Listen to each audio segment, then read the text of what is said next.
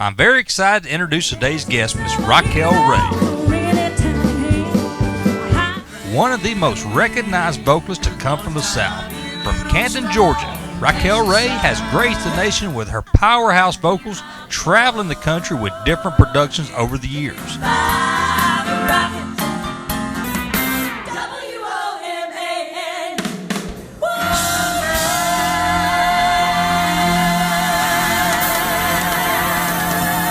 Raquel comes from a family of musicians and singers to include Little Jan Buckner of the world-famous group Wendy Bagel and the Songwriters.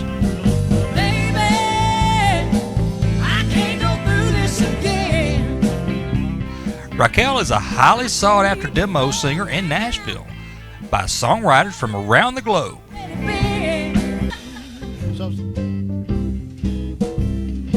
Think of all the fun I missed. Think of all the fellas that I had to kiss. She has recorded hundreds of songs and worked with many well-known artists such as Leanne Womack. All on your knee. I'm riding in your car. Raquel still to this day travels and performs for her fans while creating new fans. Now I sit down with the ever so talented Raquel Rea.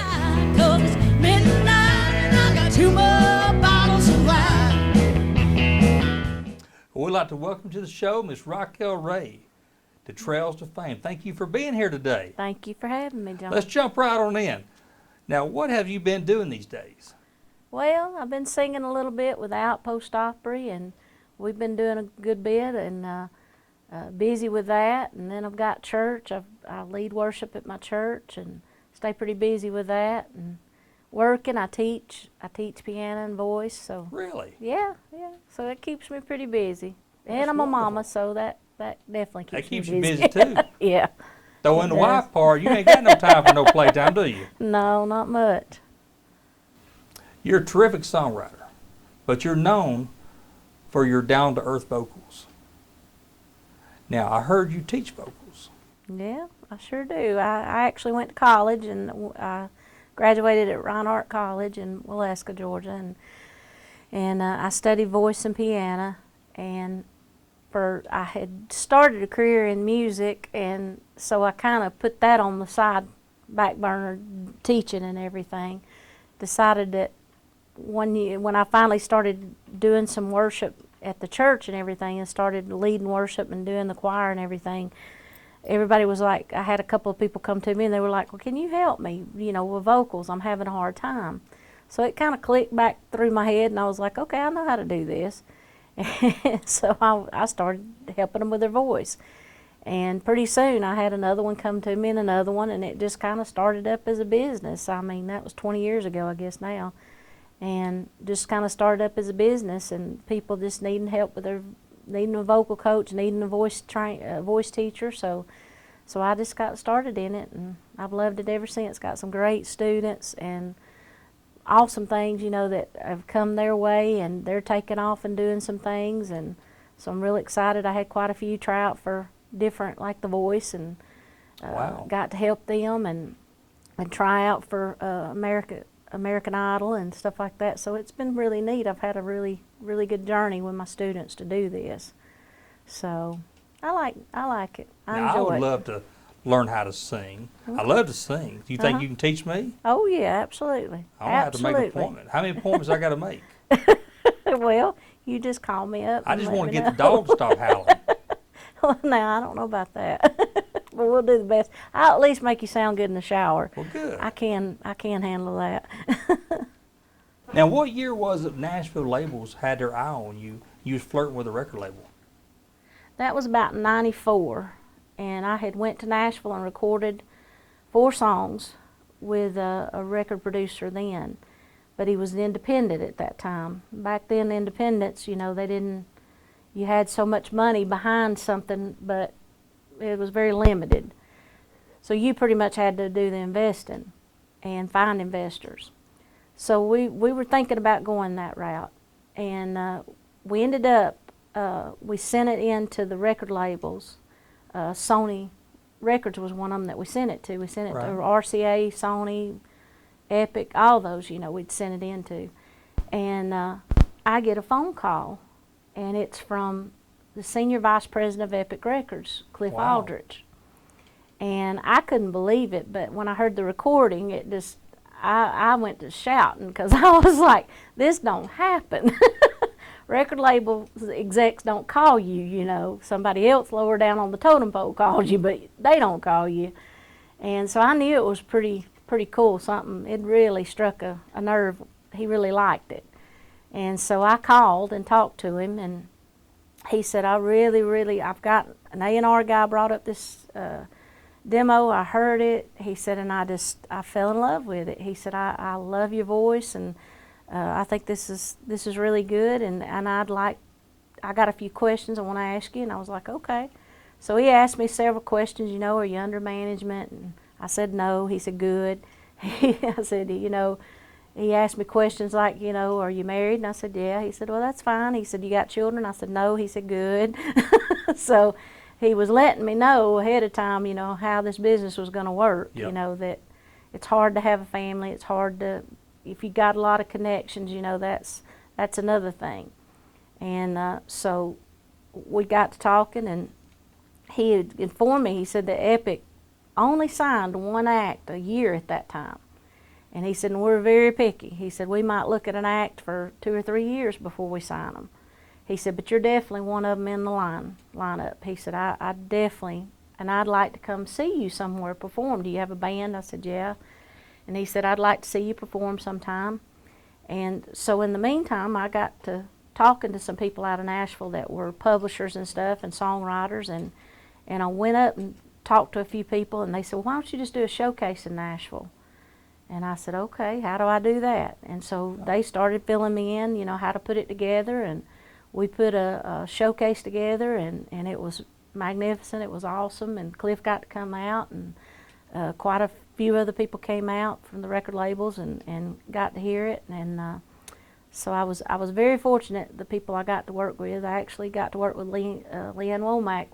Wow. She sang with me. She sang backup, her and her husband then, Jason Sellers. And Dave Pomeroy, which is one of the top bass players in Nashville, he played for me on the showcase and put the band together and all. And then Billy Self, my dear friend that's passed since then, he put my choreography and my staging together. It was just an amazing showcase how it came together and how we were able to do it. So Cliff said, definitely you're one of them Epic's looking at. But unfortunately, there's probably about 50 or 60 acts we're looking at the same time, so, and a lot of them were more seasoned. So his advice to me was, keep doing what you're doing, and he wanted me to get into doing demos. Right. With the record labels and all, and get in with some publishers and songwriters and stuff like that. And he asked me, did I write? And I said, yeah, a little bit. And I said, nothing like these guys write. And so I just went off and I started meeting people, and I would walk into publishing. What helped me with the showcase was I would go into publishing offices, people that were writers and publishers, and I didn't know any better. I was just so naive to it all. And I just said, well, I've got the showcase I'm putting together for Epic Records, I said, with Cliff Aldrich.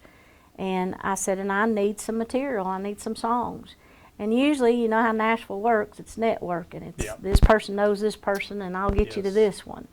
So luckily, I had a few people that I could get involved with, and that were just really good people that got me music together and got me good music that would pique somebody's interest, So I was glad of that. It's kind of like they were looking out for me, because usually you walk in something like that cold, you're going to get the bottom of the shelf, but they actually at least gave me the B drawer, as they call it, and some of the A drawer. So I was pretty lucky. I had some pretty good songs. That's wonderful. And that gave me an introduction into getting into, the writing and the publishing and doing demo work, and I started that route and started doing demo work for these publishing companies, and had a pretty successful career doing it for a while. Did it for a long and time. you had some success writing as well, right? Yeah, I sure did. Writing I songs. finally started. I have my claim to fame story. I had, and forgive me, I can't think of his last name, but his first name I know was Frank, and he was the producer, or he was the one that I guess discovered Brad Paisley. Yeah, wow. And this was before Brad Paisley came out. And a friend of mine that was an investor had talked to him, and he said, he wants to talk to you. He's heard I should let him hear your CD, and he really likes it, and he wants to talk to you. And I was like, well, I don't know him or anything, but I'll give him a call. And so I called him and talked to him, and he told me, he said he had this guy that was going to be coming out, and he was going to be this great star and everything. And if I had a dime for every time I got told that, but it was like, I was like, okay, I'll play along. And then as I got talking to him, I realized this guy really knows what he's talking about. And but he asked me the question. He said, do you write? And at that time, I had written a song. I had done a recording previously in '89 that I had went to Nashville and recorded. And we put it out. It was a 45, little record, and we put it out, and it went across the Southeast. All the radio stations across the Southeast. And it done really well. They played the A side and the B side. And the B side happened to be a song I wrote. And so that was pretty amazing. I think I was like 19 then. So that was pretty amazing for me for something like that to happen. My first time in Nashville, and then get to do something like that and with my own song. But for some reason, when he asked me, did I write, I got scared. I was just petrified. Because I thought, Lord, if this guy, I just don't know that I can write like these people. I'd already been up there and seen how they were and how great they were. So I was scared kind of in a way. And even with that little bit of success, that still, I was still afraid. So I told him, I said, well, I don't know, And he said, well, if you'll just send me something. And I never did. And about 6 months later, I'm turning on the television, and there's Brad Paisley on the Grand Ole Opry. And he's amazing. And I'm like, oh, I could have kicked myself. And so I called a buddy of mine, Bruce Birchup, and I said, Bruce, I've messed up, ain't I? He said, you really, he said, you should have jumped on that one big time. He said he was a great guy, and he was looking for a female. But by that time, he was really, Brad really did come out of the gate swinging. So he had his hands full to take care of him. But I appreciated him giving me an opportunity. I think, honestly, I don't think I was ready yet, but but I also realized too, I tell my students, I'm like, that's my missed opportunity right there. And I said, so don't ever say you can't do something. I said, I always tell them, yes, I can. Yes, I can. Yeah, well, God had bigger plans for you, I'm sure. He did. It was something else I was supposed to do, I guess. So yes. Definitely. Well, let's talk about your most current adventures. I hear you're a member of the Outpost Opry. Yes, sir. Tell us a little bit about that, and how long ago did you join that crew? Lord, I guess it's been 13 years ago now, I reckon. And I had gotten a phone call, and one of the girls that, one of my songwriting friends, Vicki Rickles, she had called me, and she said, there's this guy named Joey Garland. Said he's got this show down in Carrollton. Said he's one of the girls that she knew was going to go down and sing, and she couldn't make it that night. And said he's looking for somebody to take her place that weekend or that weekend. And I said, well, she said, are you available? And I said, yeah, I could do it, And I said, where's Carrollton? So she had to tell me where Carrollton was. It was a long ways off. And I got down there and met Joey, and he was just wonderful. And I knew it was a really good thing when I saw it. And so I played that night and sung, and I think we impressed each other, and at least I hope. And so that was a good thing. And then we got started from there, and he was like, him and the band said, well, you want to stay with us? You want to come back and do it again? I said, well, yeah, sure. So I came back and done it again. And they said, you want to stay and do it again? I was like, yeah, I guess so. So I just kind of became a part of it, from there. And I've loved it ever since. I get to work with some of the nicest people, you for one. And I absolutely just love it. I love Miss Jeannie, Hatmaker. She's one of the girls that sings with us, the ladies that sing with me, and I love singing with her. She's just beautiful. Hannah McKenzie, we call her Hannah McKenzie. We give her both names, but Millsap, we love her. We sing with her. Sonia, she was one of our earlier members that we love so much and appreciate her, and she was wonderful to play with, to sing with, and then Joey, of course.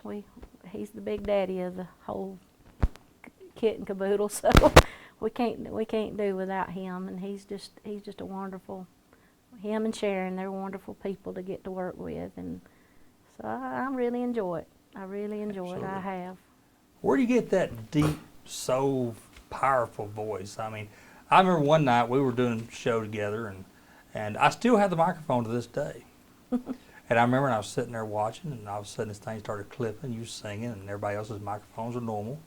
And that microphone still don't work to this day. You blew it up. You blew it up. Yeah, you a lot of picked people that thing tell so me bad, that. blew the flux capacitor or something. I'm not sure what happened. That can happen sometimes. They've told me, they said you got a pretty powerful voice when you really want to turn it on. And so I reckon, I'm sorry I broke your mic. No, what other things are you involved in musically these days? Well, like I said, I teach music, I teach voice and piano, so I'm pretty busy with that.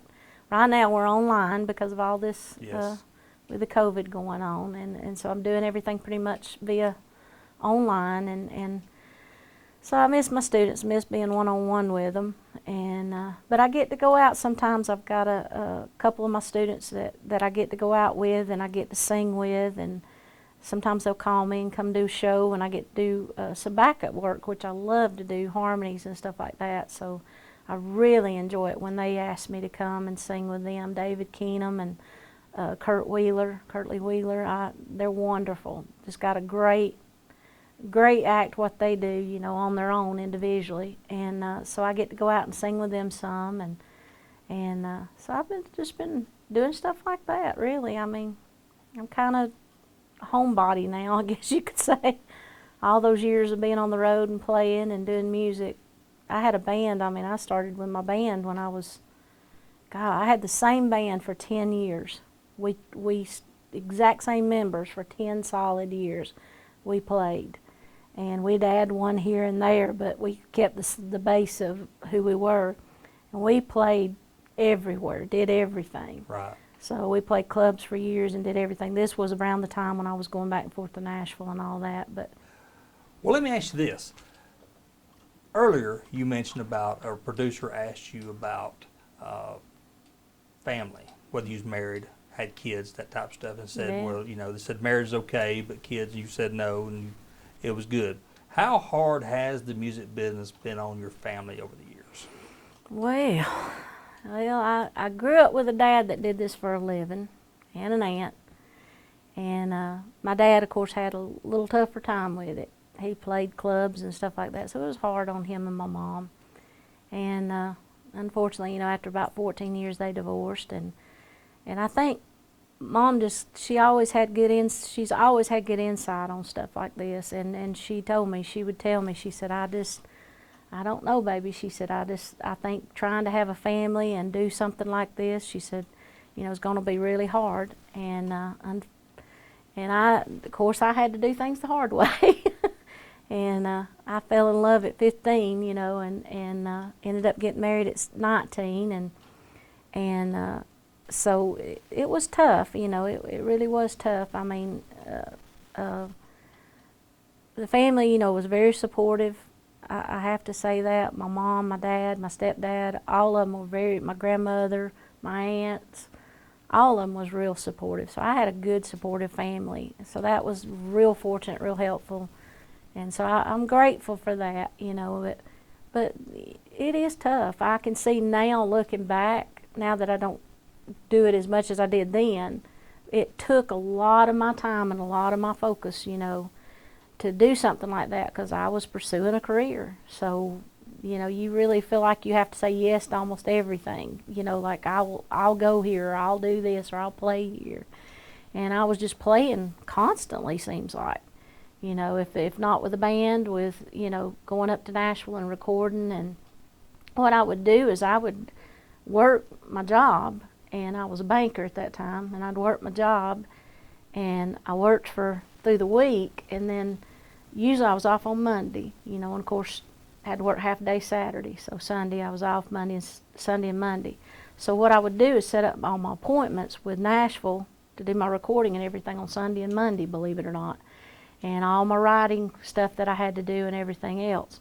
So I set my appointments up then, and so I worked full time. We did the band on Friday night and Saturday night, and then I'd leave Sunday morning, we'd go to church, and then I'd leave Sunday afternoon and take off up to Nashville, have my meetings, and then go Monday and have my meetings, and then about 12 o'clock at night or whatever time it was I got done out of the studio, I'd pack the car up and head back towards Georgia and get up at 6 o'clock next morning and go to work.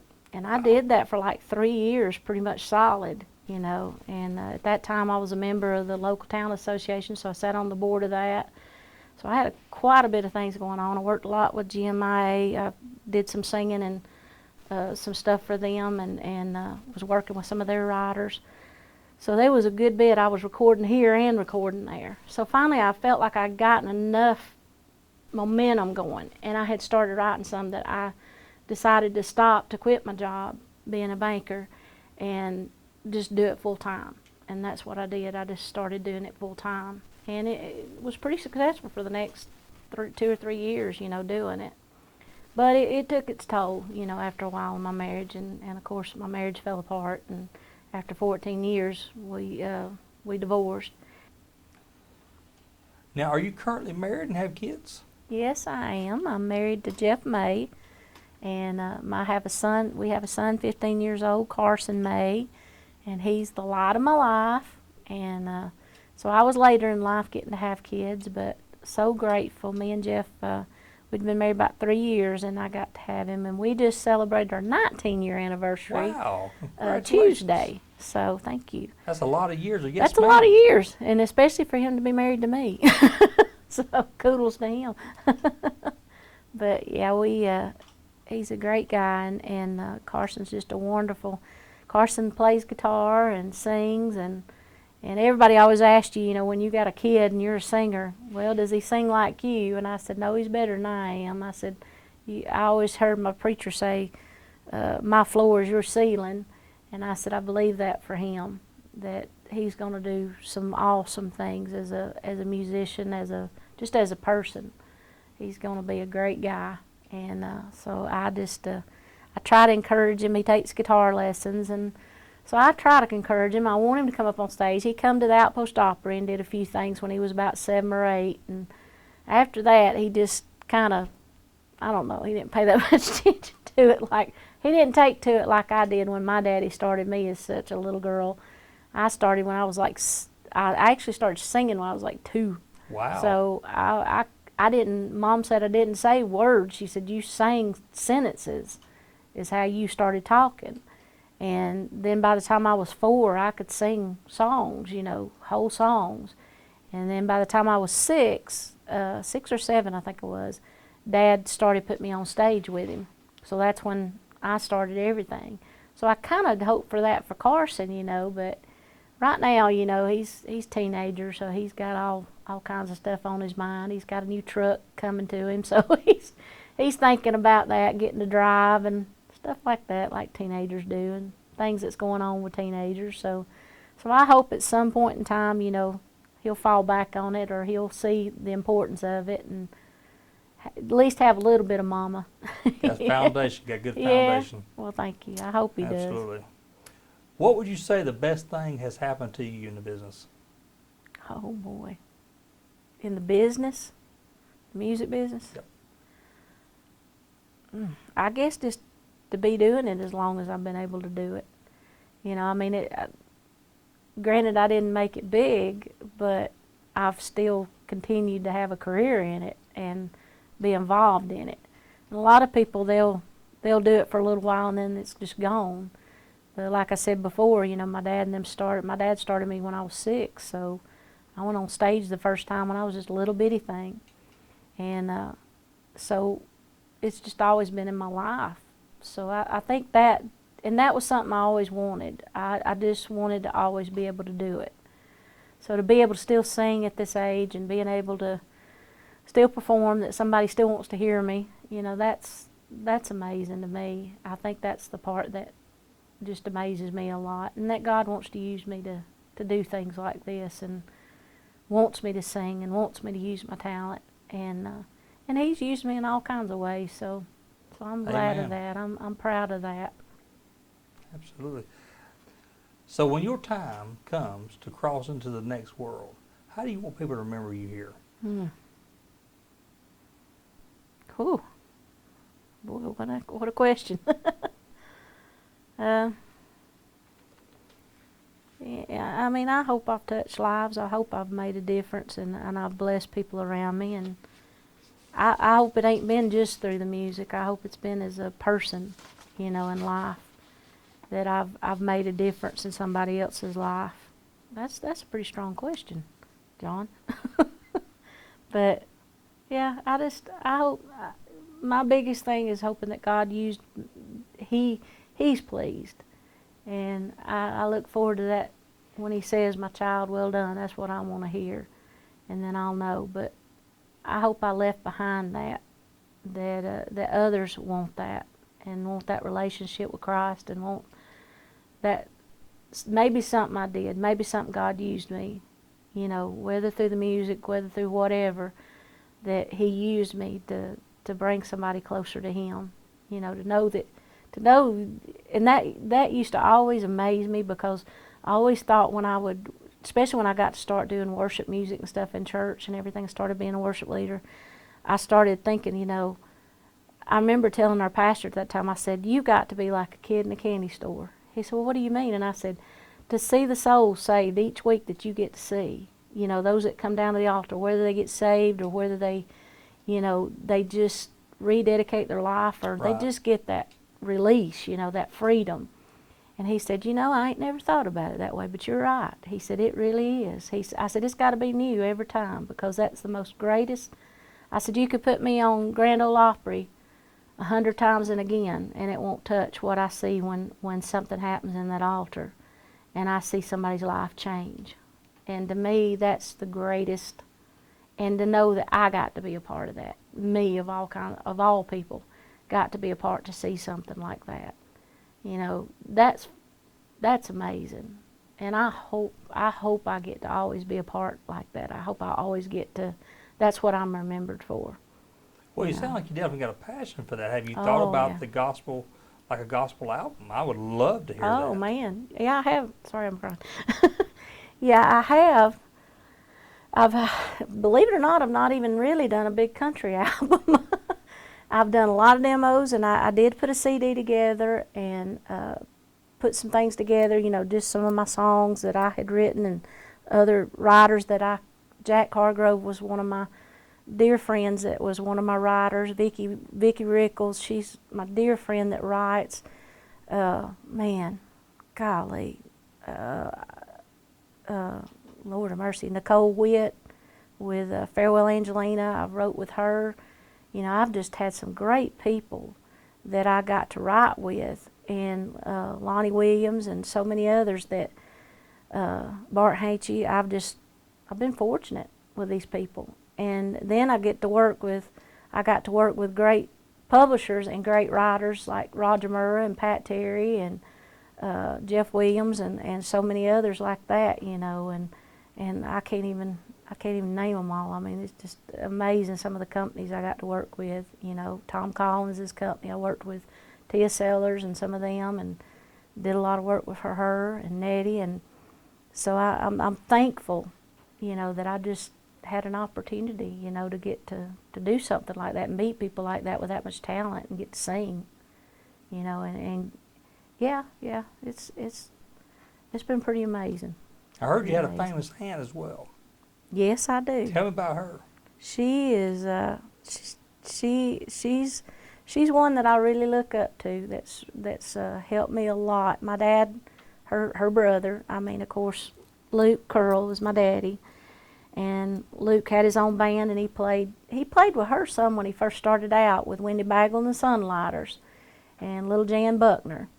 Yeah, Little Jan Buckner, and that's Little Jan Buckner Golf. Be sure you put that in there, because because we love our Jerry. We miss him so much. Jerry Goff, it passed away. That was her husband, and so we lost him a few years ago and a couple of years back, and it's been tough. She's had a tough time, She misses him dearly, of course, and we miss him. We all miss him. But she definitely has been one of my big inspirations, and watching her as I grew up, and I didn't take the gospel route. I took the country route, but I always stayed close to her and stayed close to that side, learning and stuff like that. And she taught me so much. She really did. She taught me so much about music and just supported me at what I did. She didn't judge me or nothing like that. She just supported me, and that was wonderful. She tried to help me as much as she could with anything when it came to that.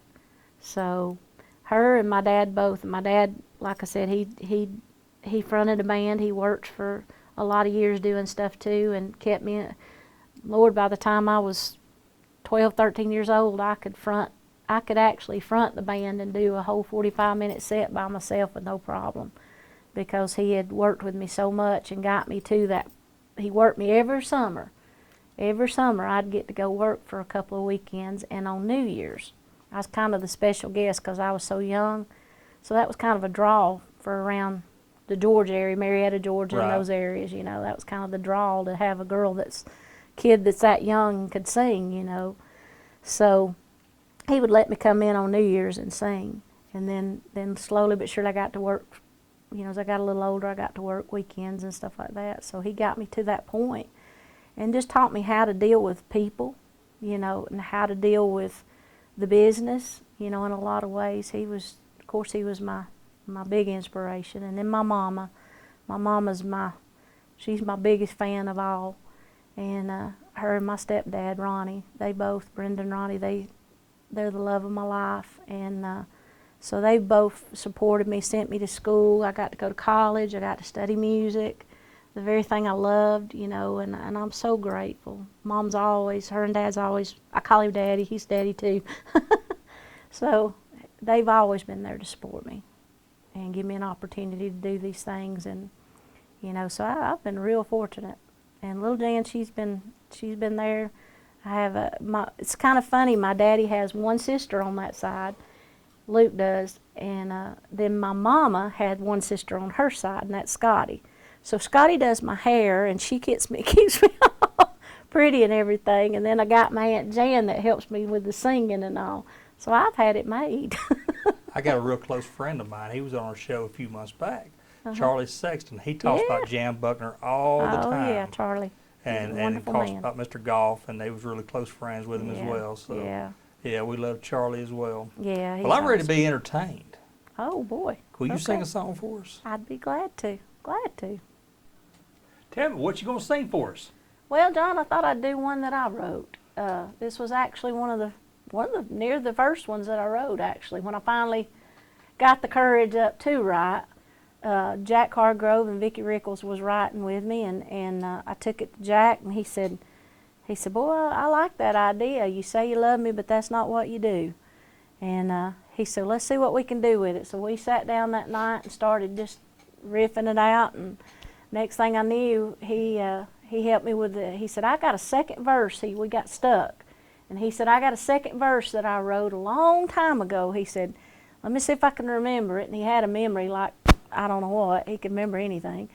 And he remembered the verse, and he sang it to me. And I said, oh, my gosh, that's perfect.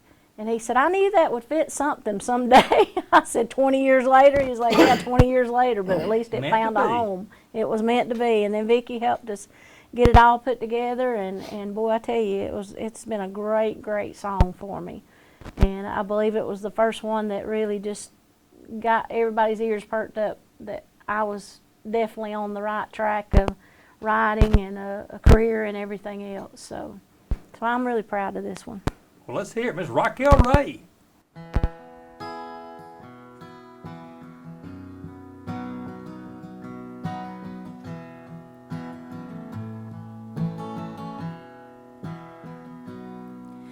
You say you love me, and those words are easy to say.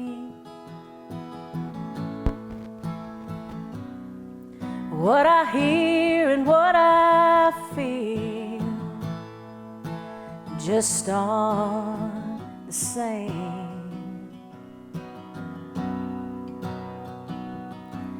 I give so much of me to you and get so little in return. Oh, you say you love me, but I need more than words. Is it too much to ask just to feel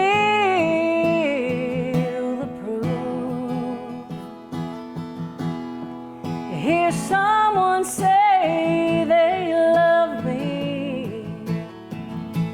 Oh, I know they really do.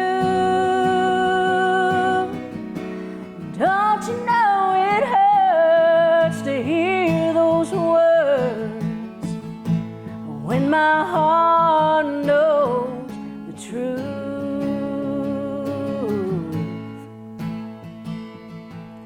You say you love me, but that's not what you do.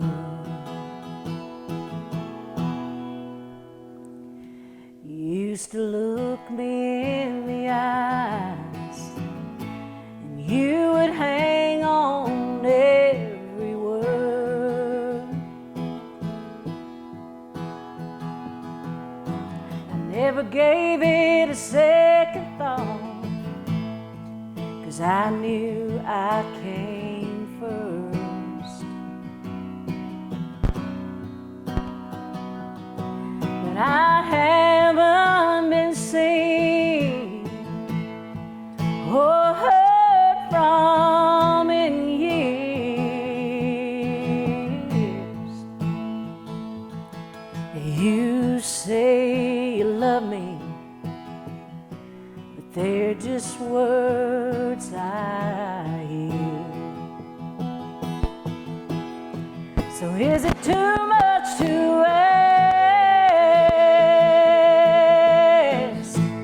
just to feel the proof? To hear someone say they love me. Oh, I know they really do. Don't you know it hurts to hear those words when my heart knows the truth?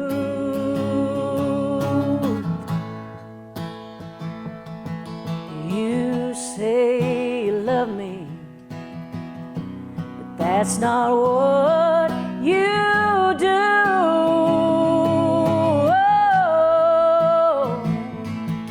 Oh, you say you love me, but that's not what you do.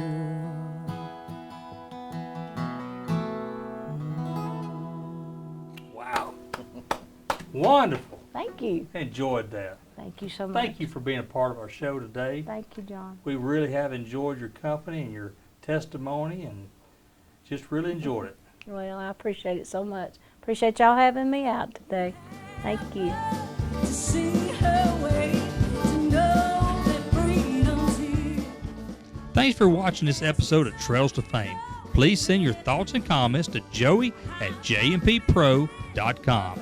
We also invite you to like us on facebook.com/J-P-Productions. See you next time on Trails to Fame.